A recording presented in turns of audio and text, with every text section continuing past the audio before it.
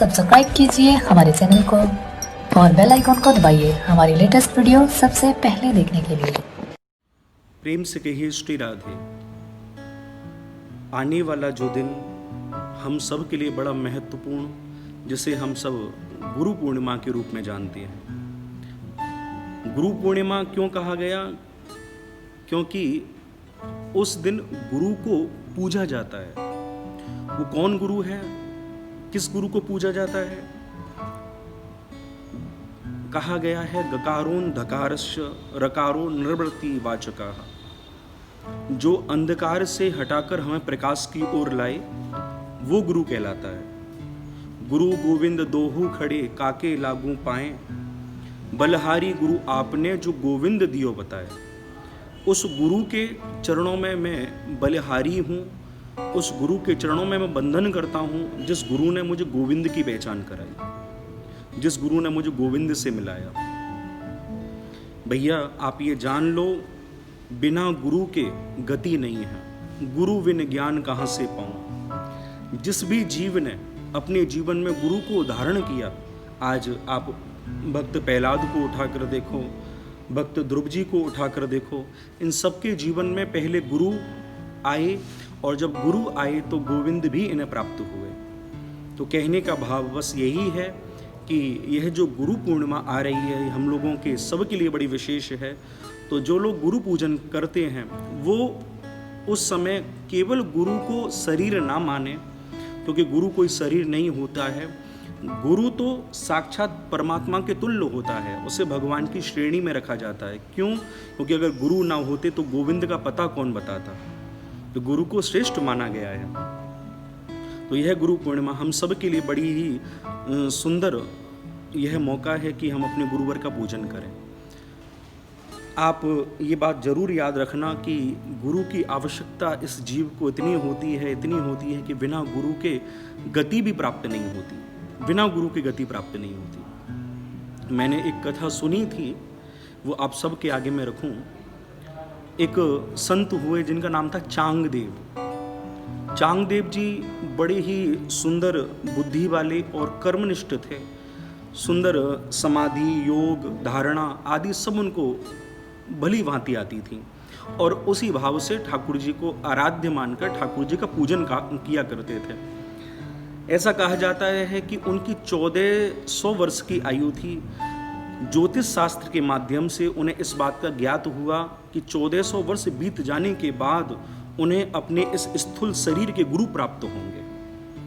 और यही धारणा से कि मैं अपने इन नेत्रों से गुरु का दर्शन करूंगा। जब उन्हें ये बात पता लगती कि मृत्यु मेरा वर्ण करने के लिए आ रही है, क्योंकि इस दुनिया में जो भी आया है, जिसने इस शरीर को धारण किया है, उसे मृत्यु को तो स्वीकार करना ही पड़ता है।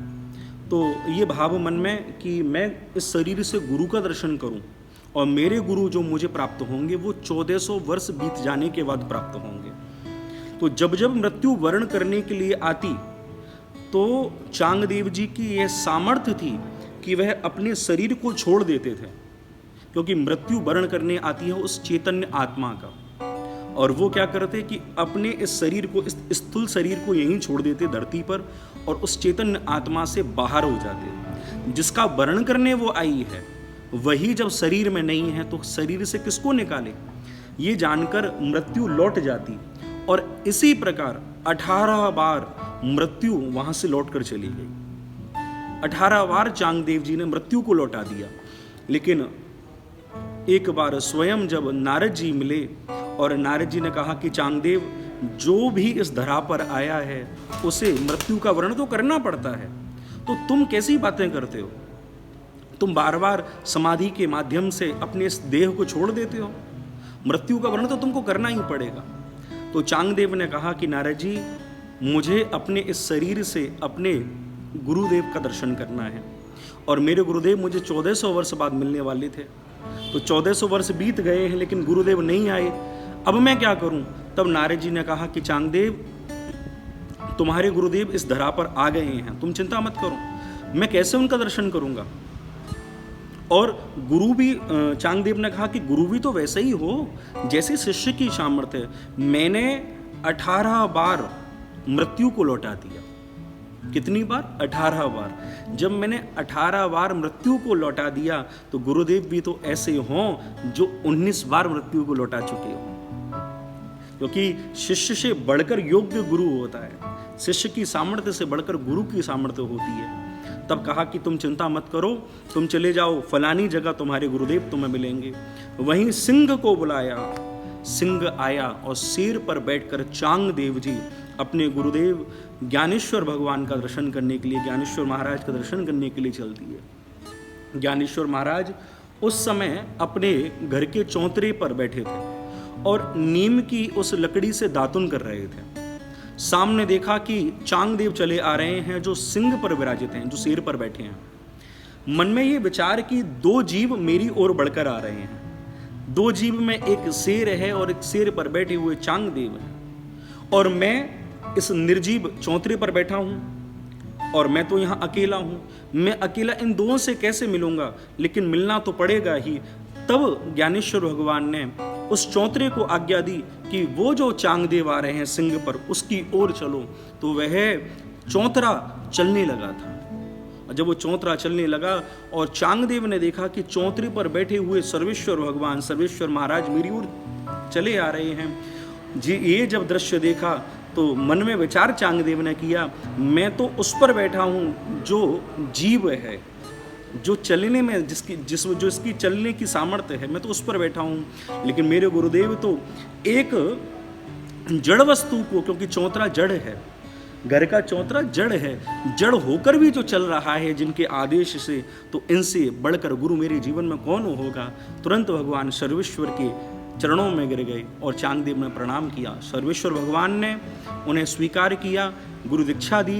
गुरु दीक्षा के पश्चात जब गुरु दर्शन हुआ, गुरु दर्शन के बाद चांगदेव ने अपना देह छोड़ा।